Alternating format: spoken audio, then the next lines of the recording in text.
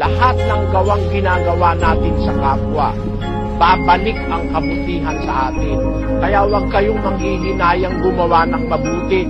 Kahit na yung ginawa niyong mabuti, hindi na-appreciate, hindi kinilala nung ginawa niyong mabuti. Hindi siya tumanaw sa iyo ng utang na loob.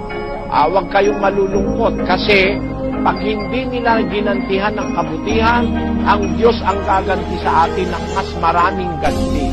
Pakinggan nyo sa 6:7 ng Efeso. Maglingkod na may mabuting kalooban, nag-aya ng sa Panginoon at hindi sa mga tao.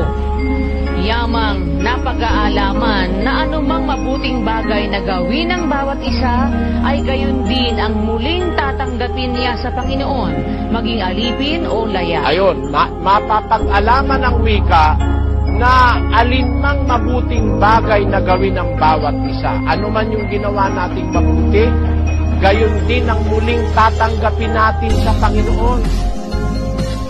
Merong bayad yan sa Diyos, kapatid. Huwag kayong magpagsasawang gumawa ng kabutihan. May bayad ang Diyos diyan sa bawat gawang mabuti.